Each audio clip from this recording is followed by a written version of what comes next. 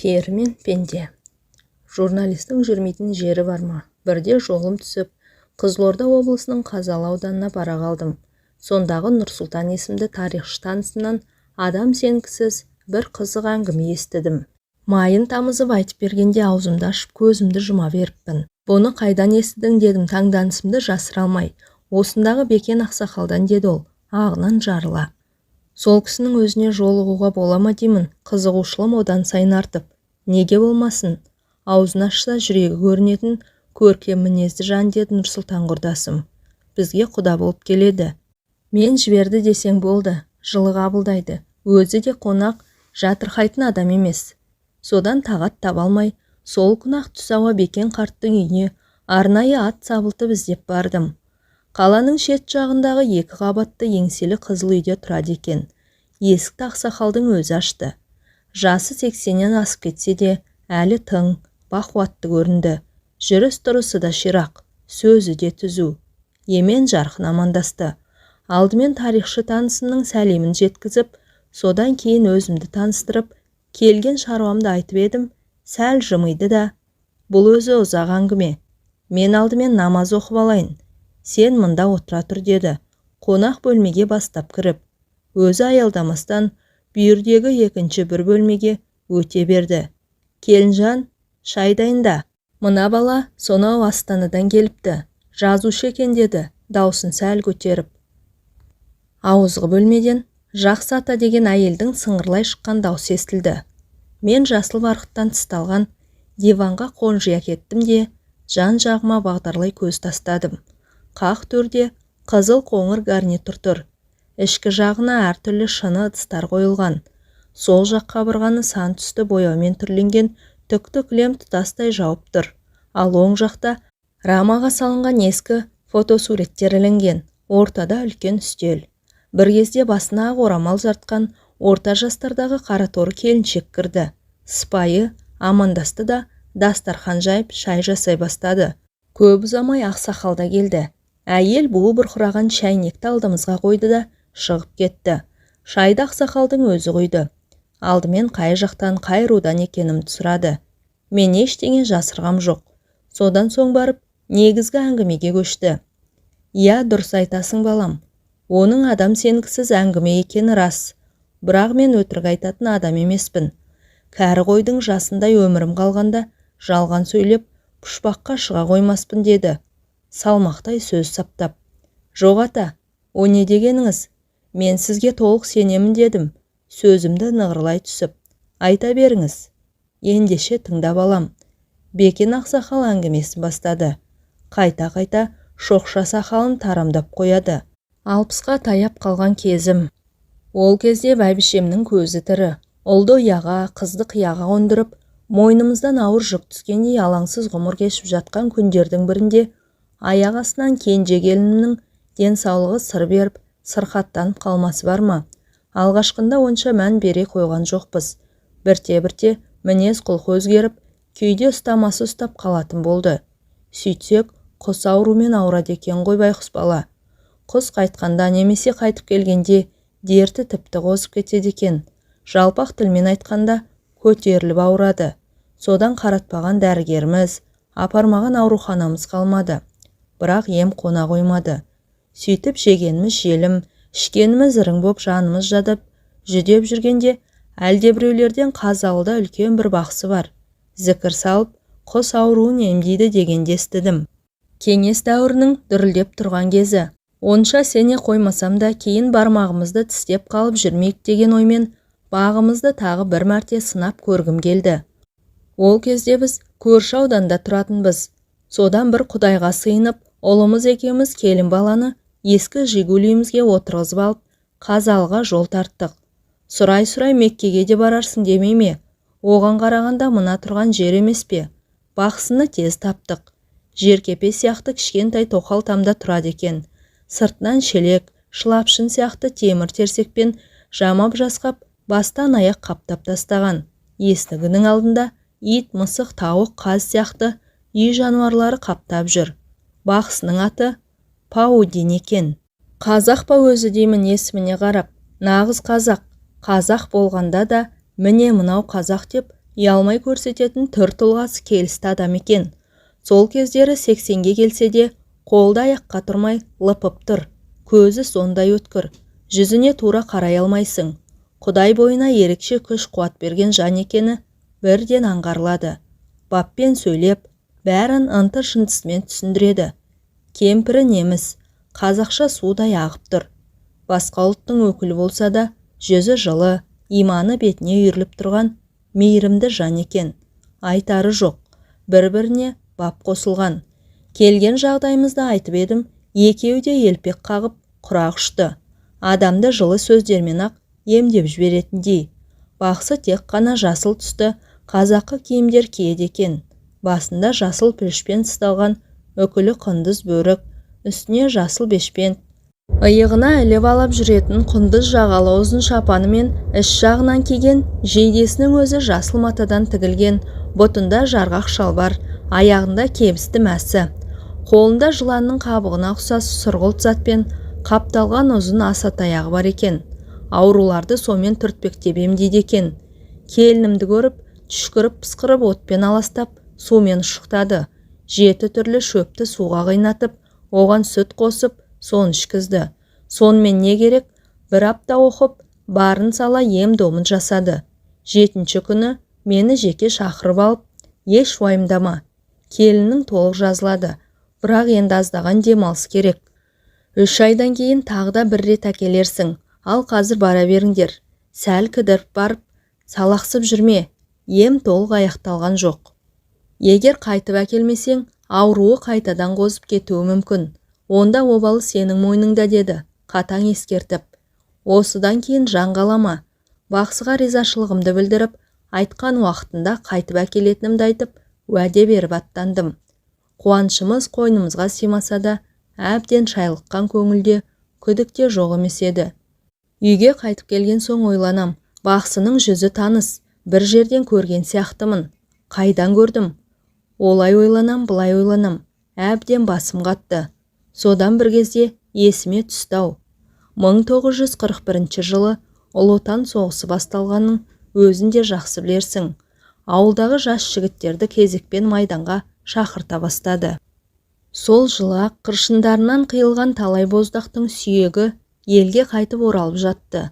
Содан аудандық комиссараттан әскерге шақыру туралы қағаз келгенде соғысқа барғымыз келмей, 3 жігіт алдын ала ақылдасып алып, ажалдан қашқан Қорқыт бабамыз құсап қашып кеттік. Қазақстан мен Қарақалпақстанның ортасында Қызылқұм құмы жатыр. Осы Қазалы ауданының аумағы ғой. Ол кезде елсіз, құла түз, қу медиен болатын. Сол Қызылқұмның ішінде қашып жүрдік. Сондағы кәсібіміз не дейсің ғой? Қызылқұмның ішінен адамдар ары қарай астық тасиды. Бері қарай әртүрлі зат бұйымдар әкеледі. Соларды торуылдаймыз. Шіркін, жастық не істетпейді. Маңайдағы ауылдарға жақындап келіп, шетте ұшыққан малдарды айдап әкетеміз. Сөйтіп, күн көріп жаттық. Бір керуеннің соңында таман қалып қойған кәрі аттанды ұстап алып мініп жүрдік. Қосымыз бар. Соны түйеге артып аламыз да, ізімізді жасырғансып, әрі-бері көшіп қонып жүреміз. Бір жерде көп тұрақтай алмаймыз. Тым ұзап кетпейміз де. Адамдардың көзіне түсе бермеуге тырысамыз. Қысты күнде де құмның іші онша суық болмайды. Қосымызға от жағып отыра береміз. Қызылқұмда не көп, сексеуіл көп. Аң аулайтынымыз тағы да бар. Енді қайтеміз, өлместің қамы. Осылай қысты өткіздік. Күлімдеп көктем шықты. Бір күні қосымызды үлкен бір құмның етегіне тігіп тастап, шай ішіп отырғанбыз. Көз көрім жерден шұбатыла шыққан түтінді байқап, ананы қараңдар, шамасы біреулер өтіп бара жатыр-ау, дедім жерден жеті қоян тапқандай. Байқастап көрейік, несі бар екен? Қайтейін, тамақтан тарығып жүрген кезіміз. Алдымен аузыма түскен сөз осы болды. Үшеуміз жарыса жүгіріп, жанымыздағы құм төбеге шықтық. Бажайлап көз салып едік, сонандайдан қарауытып жалғыз лашық көрінді. Төбесінен будақтап түтін шығып жатыр. Азырақ ақылдасып алдық та, аяғымызды аңдап басып лашыққа қарай аяңдадық. Сырттай қарағанда ешқандай тіршілік нышаны байқалмайды. Кіріп шыққан адам аяғының ізі де жоқ. Жайлап жөткірініп қойып, жасқаншақтай лашықтың есігін аштық. Ассалаумағалейкум деп ішке кірдік. Төр жақта орта жастағы еңгезерде ер адам малдас құрып отыр, жападан жалғыз. «Уағаликум салам, уа жігіттер, келіңдер, төрге шығыңдар» деп ысырылып бізге орын ұсынды. «Қайдан келе жатырсыңдар?» Қазақша сөйлейді. Томпақ бет қызыл шырайлы адам. Жүзінен нұр төгіліп, көзінен мейірім шуақ шашырайды. Секем алатында ештеңе байқалар емес. «Ой ағасы, біз Қарақалпақстанға бір тығыз шаруамен жолаушылап бара жатыр едік. Лашығыңыздан шыққан түтінді көріп, арнайы бұрылдық дедік. Өтірікті суша сапырып, танысып білісейік дегендей. Әжетке жарайтын бірдеңе болса қағып кетуді ойлап, жан-жағымызға жалтақ-жұлтақ қарап қоямыз. Елеп алар ештеңе жоқ. Тек босаға жақта көнелеу темір шайнек пен үстіне ақ шүберек жабылған ыдыс аяқтар тұр. Сәлден кейін әлгі кісі: «Енді келіп қалған екенсіңдер, бір-екі кесе шай ішіп кетіңдер» деді, қонақ жайлығын танытып. Біздің де күткеніміз де осы сөз еді. Іздегеніміз алдымыздан табылғандай, қуанышымыз қойнымызға симай тұрса да, «Айтқаныңыз болсын ағасы» дедік өзімізше сыпайылық сақтап. Ол босаға жаққа қарап, басқа бір тілде бір түрлі мақаммен сарнап қоя берді. Сол-ақ екен, шәйнек өзінен өзі көтеріліп келіп, ортада жанып тұрған оттың үстіңгі жағына ілініп тұра қалды. Ақ шүберек ортамызға дастархан болып жайылды. Оның үстіне қойдың басындай қара нан топ ете түсті. Артынша үлкен пышақ жарқ ете қалып, бізге қарай бағытталып келе жатты. Шошып кеттік. Зәреміз зәр түбіне жетті. Екі көзіміз пышақта, тұра қашуға дайындала бастадық. Бірақ абырой болғанда пышақ бізге тақалған жоқ. Өзінен өзі нанды турады да, жанды зат сияқты қайтадан орнына барып жата қалды. Сол кезде барып, ух деп демімізді бірақ алдық. Сосын кішкене кеселер ауада қалқып келіп, әрқайсымыздың алдымызға тұра қалды. Әлгі кісі бізбен емес, көзге көрінбейтін басқа біреумен өзгеше тілде сөйлесіп отыр. Ара-арасында әйелдің сыңғырлаған даусы шығып қалады. Біз оның не деп отырғанын түсіне алмадық. Аздан соң бұрқылдап қайнап бастаған шәйнек көтеріліп келіп, кесемізге кезекпен шай құя бастады. Аң-таңбыз, қорыққанымыздан тіліміз байланып қалғандай болды. «Әй жігіттер, сендер үрейленбеңдер, шай құйып беріп жүрген жеңгелерің ғой» деді жаңа танысымыз жылы жымиып. «Сосын тамақ батсын ба, құйылған шайдан ұрттағанымыз да жоқ. Тезірек қарамызды батыруды ойладық». «Аға, сау болыңыз, аман болыңыз» деуге ғана шамамыз әзер жетті. Біз түрегеліп жатқанда ол асып-саспастан: «Әй жігіттер, келмей жатып не болды сендерге? Астарыңнан су шықты ма?» деді, жайбарақат түрде. Біз оның сөзіне жартып жауап тағатпастан, құрғақ рахметті жаудырып, алды-артымызға қарай зытып отырдық. Тіпті қоштасуға да мұршамыз келмеді. Судан шыққан саршынақтай сүмірейіп қосымызға қайтып келіп, «Мынау жын ба, пері ме?» деп қарадай қорқып жаттық. Бойымызды үрей биледі. Түні бойы әрнені бір ойлап көзіле алмадық. Адам сенетін нәрсе емес қой мынау. Сірә бұл жын болу керек. Бізді Құдай сақтаған шығар дейміз бір-бірімізге. Мұндайды көрмек түгіл естіген емеспіз. Ертесіне қосты тез арада жықтықта түйеге артып алып, бәледен машайық қашыпты дегендей, тұрған жерімізден недәуір ұзап кеттік. Тіршілік етуге ыңғайлы бір жерге келіп қосымызды қайта тіктік. Ішімізде еті тірі, қу тілді бір жігіт бар еді. Соның аяқ астынан батырсынып шыға келмесі бар ма? Қорыққанға қос көрінеді деген. Бізге жалғыз адамнан қорқып не болды өзі? Бұл масқара ғой. Айтудың өзі ят. Мен білсем, ол да бір көз бояушы алаяқ. Онда ешқандай тылсым құдірет жоқ. Қайта барып, мән жайды анықтап сұрайық.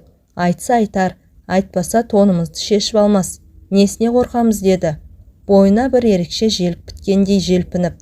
Екінші жігіт те оны қостап: «Иә, айтқанның көңілге қонады. Барсақ барайық, бірақ түйемен қосты осы жерге қалдырып кетейік» деді, сақты ойлап. Мен қанша жүрексінсем де, намысқа тырысып ешқандай тоқтау сала қоймадым. Бір жағынан бұл құпияның сырын білгім келді.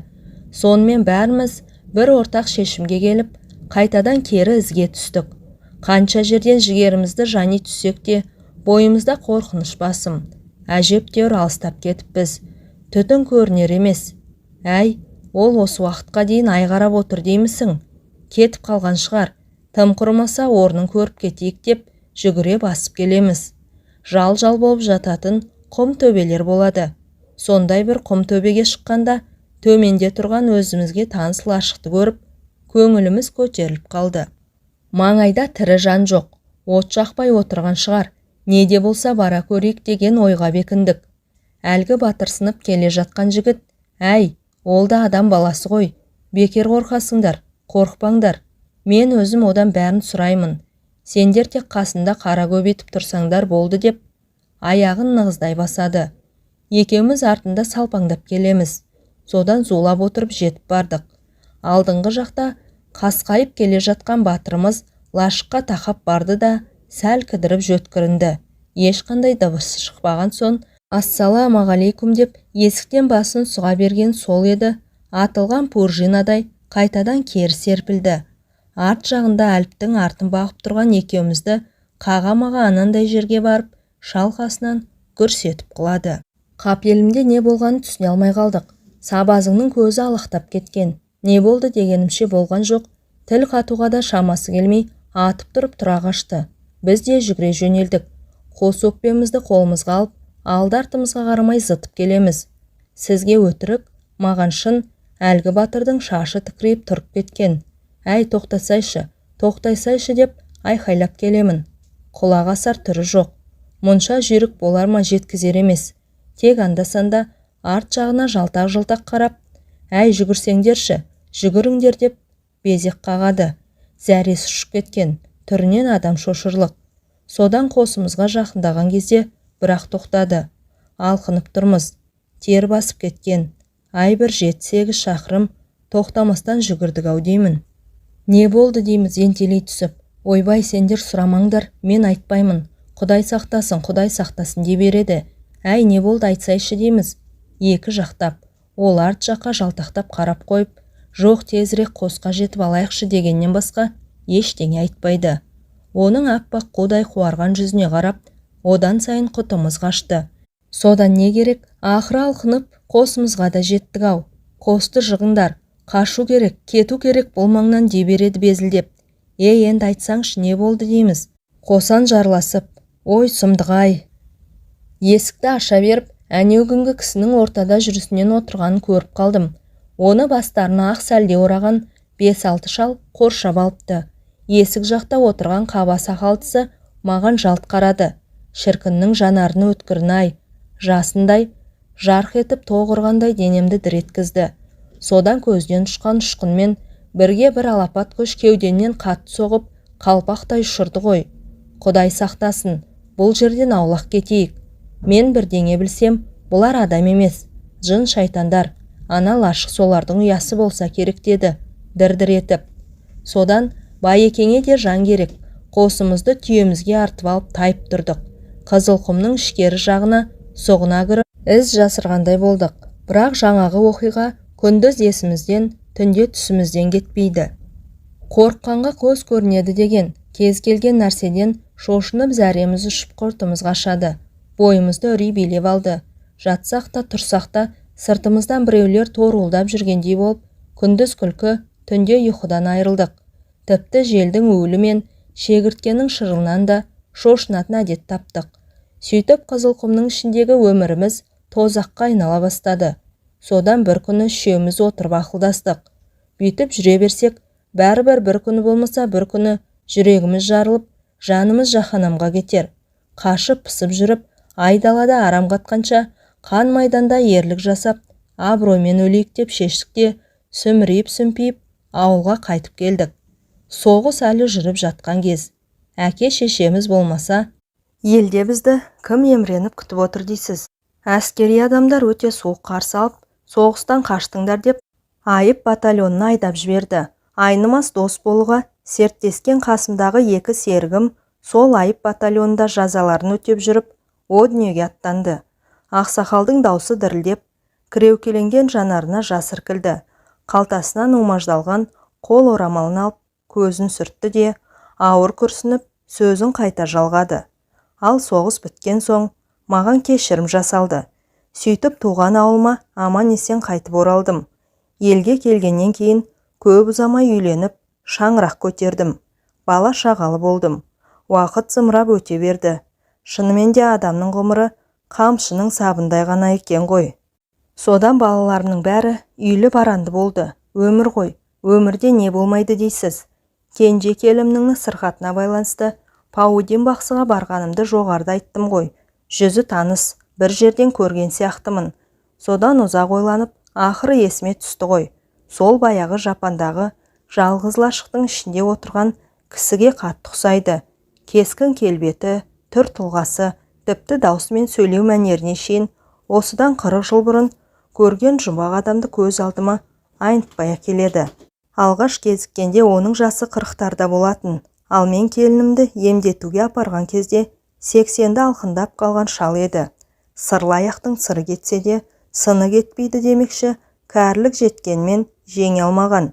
Сақал шашы ағарып, маңдайы әжімденгенмен, жүзі сол бәз баяғы қызыл шырайлы қалпы.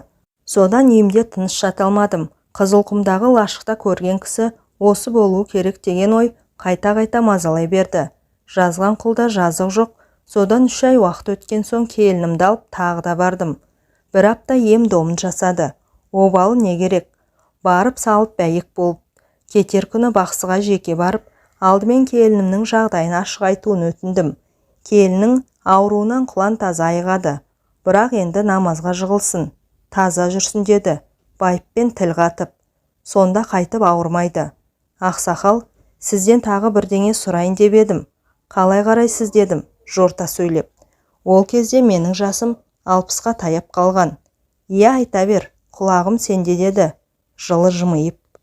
Не сұрайын деп отырғанымды алдын ала біліп отырған сияқты. Мен күмілжіңкіреп, аз-маз кідіріп қалдым да, бойымдағы бар күшімді жиып, 40-шы жылдардың басында соғысқа барудан қашқан 3 жігіт Қызылқұмның ішін біраз шарлап едік. Бірде құпия бір лашыққа тап болып, таң тамаша күйде қалғанбыз. Соның ішінен сізге қатты ұқсайтын бір адамды көріп едік. Қателеспесем, сол сізсіз-ау, оны қайдан кейін көрген жоқпын. Дедім сөзімді нықтай түсіп. Бақсы басын төмен сала, үн-түнсіз отырып қалды да, аздан соң, ой бауырмай, есте сақтау қабілетің сондай күшті екен, қателеспедің деді. Кеудесін кере, ауыр күрсініп. Иә, ол мен едім. Сол бір оқиға әлі күнге дейін ойымнан кетпей жүр. Есіме түссе, күндіз түгіл түнде түсімнен шошып оянам. Егер құпия болмаса, сол бір жұмбақтың шешімін өзіңіз айтып бермейсіз бе дедім. Сынай қарап, ол жерде не істеп жүр едіңіз? Бақсы еш бәлденген жоқ. Сол баяғы сабырлы қалпын сақтап, оның құпия дәнеңесі жоқ. Егер шынымен білгін келсе айтайын, деп кең тыныстап, тамағын кеней, жөткірініп алды да әңгімесін бастады. Әкемді осы Қазалының маңайындағы елдің бәрі біледі. Әрине көзін көргендердің көбі дүниеден өтіп кетті. Ол кісі ерекше қасиеті бар, әулиелік дарған, атақты бақсы болатын. Қара дүкен ұстаған, қызған темірді тілмен жалайтын адам болған. Сол қара дүкеннің ішінде аруақтар болған. Негізгі бақсылар ислам дінін онша мойындамай қоймаған ғой. Солай бола тұрса да, әкемнің қойнында Құран жүретін, алақандай ғана сырты жылтыр кітап. Кезінде Самарқаннан алдырғам деп айтып отыратын.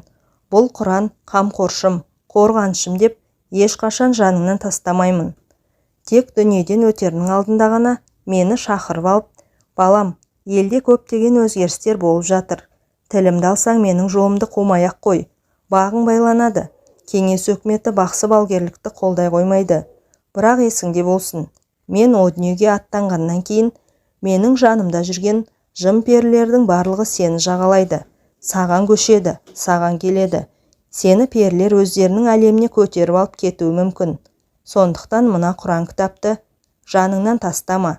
Әркез қойныңда жүрсін. Егер бұдан айырылсаң, жер бетіндегі татар талқаның таусылады.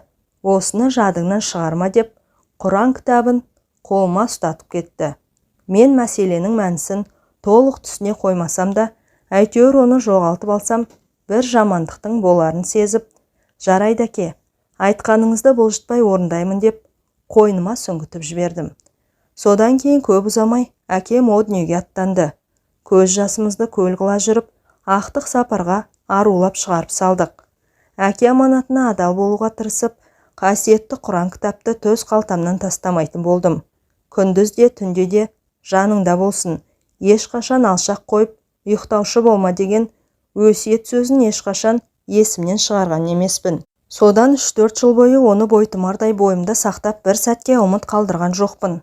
Біз жылда бидай, күріш, тары, қауын, қарбыз егетінбіз. Бірде шілденің шіліңгір аптабында ауыл маңындағы дарияның жағасында егістікке су жіберу үшін кетпенмен терлеп тепшіп арық қазып жатқам.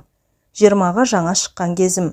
Білегімде бұлақ күш ойнап тұрғанмен ыстыққа шыдай алмай, денемді сергітіп алу үшін суық сумен жуындым. Киімдерімді шешіп қойғам. Қыза-қыза ұзап кетіппін. Есімнен қалай шығарып алғанымды өзім де білмеймін. Құран бешпентімнің жан қалтасында қалып қойыпты. Ойымда ештеңе жоқ. Бір албеменің көлеңкесіне барып, азырақ демімді басып алайыншы деп, арқамды төсей отыра қалсам, албасты басып қалғып кетіппін. Көзімді ашсам басқа бір жерде жатырмын. Жұмақ па дерсің, жер дүниенің бәрі жап-жасыл. Басымды көтеріп жан-жағыма жалтақтай қараймын. Маңайымда бөтен тілде сөйлейтін бейтаныс адамдар жүр. Түрлері де, киімдері де өзгешелеу. Жер бетіндегі тіршілікке мүлде ұқсамайды. Өзге әлемге өтіп кеткен сияқтымын. Менің оянғанымды байқап қалса керек. Басына сәлде ораған орта жастағы еңгезерде еркек қасыма жақындап келіп, «Паудин» деді күлімсіреп. Мен сасқалақтап орнымнан атып тұрдым. Арманымыз сен осында әкелу болатын. Соған қол жеткіздік. Сен перілер еліндесің. Саған сүйкімді қызымды беремін. Сүйікті күйеу балам боласың. Бізбен бірге тұрасың. Содан не істерімді білмей, жан таласып жан терге түстім. Бұлқынып бұлай жүгірдім, жұлқынып олай қаштым. Бірақ қайда барсам да сол жап-жасыл әлем. Содан жаңағы дәусары сақ-сақ күліп, қашып қайда барам дейсің? Сен адамдар арасында емес, перілер елінде өмір сүру үшін жаралғансың. Әкең де солай еді. Бірақ ол Құранды жанынан бір ел тастаған жоқ. Сөйтіп бізге алдыра қоймады. Ол кәдімгі қазақ тілінде, яғни маған түсінікті тілде сөйледі. Әйтпесе олардың тілі мен сөйлеу мәнері мүлде бөлек екен. Содан не керек? Мен перілер елінде 20 жылдай ғұмыр кештім. Амалсыздан перінің қызына үйлендім. Солармен бірге өмір сүрдім. Тілдерін үйрендім. Дәстүрлеріне қанықтым. Тылсым, құдірет күштерін меңгердім. Алланың әмірай, перінің қызымен ерлі-зайыпты болып 20 жылдай бірге тұрсам да, арамызда бала бола қойған жоқ. Елімді, жерімді, туған туысқандарымды есіме алсам, санам саққа жүгіріп, ойым оңға бөлініп, жүрегім қан жылайды. Сағыныштан сарғайып, жаным жабырқау тартады. Қас қабағымды мұң торлап, кеудем шер-шеменге толады. Қазір ойлаймын, не деген ақмақ болғанмын. Құдайдың басқа салған осы екен ғой деп жүре беріппін ғой. Содан 20 жылдай уақыт өткеннен кейін ғана, мен мұнда неғып жүрмін? Ел жұртым қайда деп ойлана бастадым. Жер планетасына, адамдар арасына қайтып барғым келді. Жатсам да, тұрсам да, осы бір ой көкейімнен кетпей қойды. Алайда қалай кетем? Қалай деген сауал туындаса, тұла бойым мұздап қоя береді. Содан жіпсіз байланып, тағы да 2-3 жылдай жүріп қалдым. Неменеге кегежем кер тарта береді. Перілердің неден қорқатынын, оларға қарсы күресудің амал айласын жақсы білемін ғой. Ендеше неден қорқамын? Одан да перінің қызына шындықты айтып, басын айналдырып көрейін. Сөйтіп бірге қашуға көндірейін деген ойға бекіндім. Сосын ағайын туысты әбден сағындым. Адамдардың арасына барайықшы деп, күнде құлақ етін жей бердім. Көзімнен жас, тілімнен зар төктім. Перінің қызының көркі ақылы сай болатын. Өтірік айтып не қылайын? Біз бір-бірімізді шынымен жақсы көрдік. Ол мені түсінді. Сөйтіп бір күні жылап отырып, келісімін берді. Тек адамдар арасына барсақ, сен тірі қалуың мүмкін, ал мені өлтіреді. Өлтіреді ғой, деді жанары жәутең қағып. Өйткені перілер елінде арнайы жазылған заң болмаса да, тәртіп сондай қатал. Тәртіп бұзғандар қатаң жазаланады. Кешірім жасалу деген түсінік атымен жоқ. Егер қашып кетсе, перілердің оны тірі қоймайтынын жақсы білсем де, жоқ олай деме. Екеуміздің де тірі қалуға толық мүмкіншілігіміз бар, дедім, алдаусыратып. Иә, шынымен адам баласын сағынып жүргеніңді білемін. Бірақ мен жер бетінде өмір сүре алмаймын ғой. Сен сол жағын ойладың ба, деді. Қыз мұңайып. Сосын амалсыздан өтірік айтуға тура келді. Адамдар арасына барып шамалы ғана уақыт боламыз да кері қайтамыз. Мен адамдарды көріп, мауқымды бір басып келейінші дедім. Бетім бүлк етпей. Әрине ол сене қойған жоқ. Бірақ жарайды, керек болса саған деген ақ адал махаббатым үшін өмірімді қиямын деді жыламсырап. Мені шынымен жақсы көретін, маған жан тәнмен берілген еді байқұс. Қыз көнгеннен кейін көп ұзамай жер планетасына жол тарттық. Перілердің елі ғарышта. Оларда алыс жақын деген ұғым болмайды.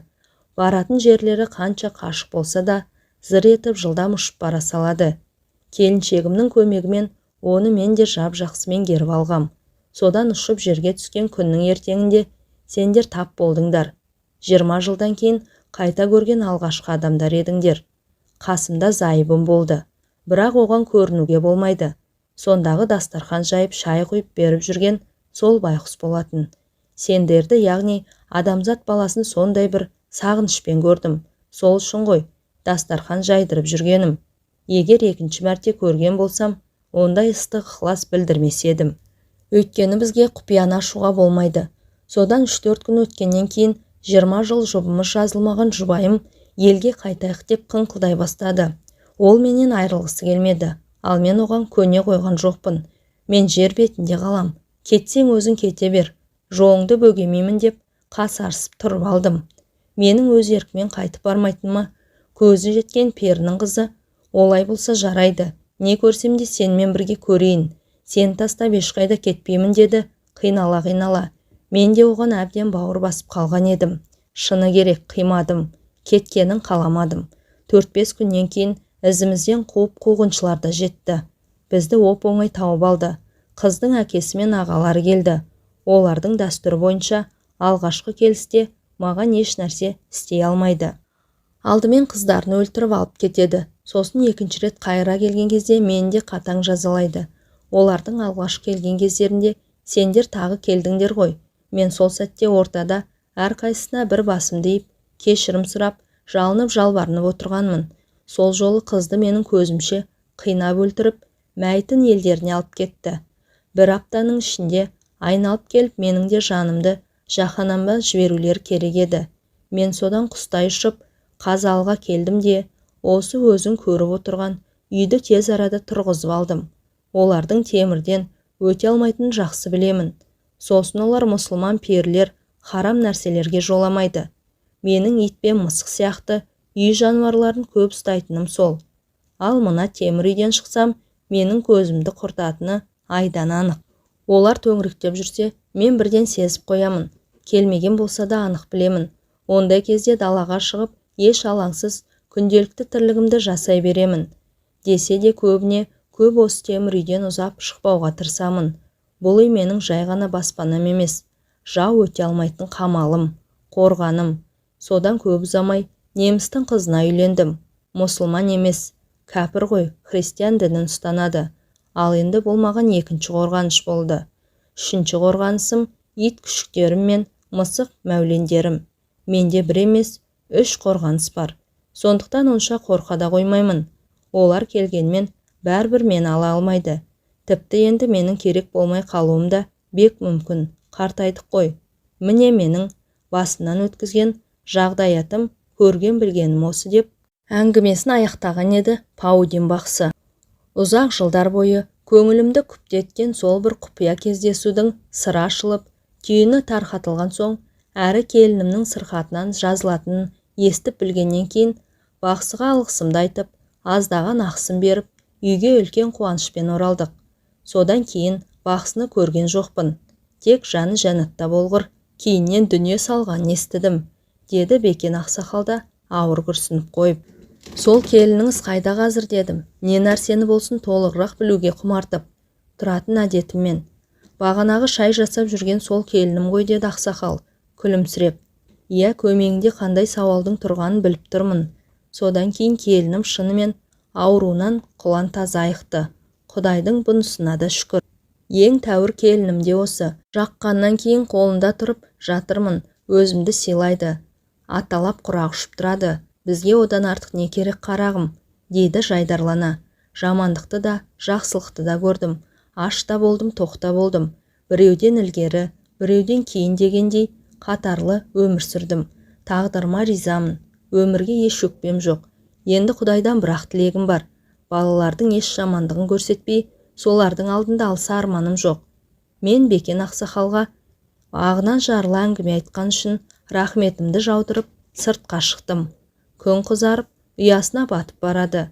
Аузында Алласы, жүрегінде иманы бар 80-дегі қарттың өтірік айтпайтынына сенгендіктен де әңгіменің әсерінен арыла алар емеспін.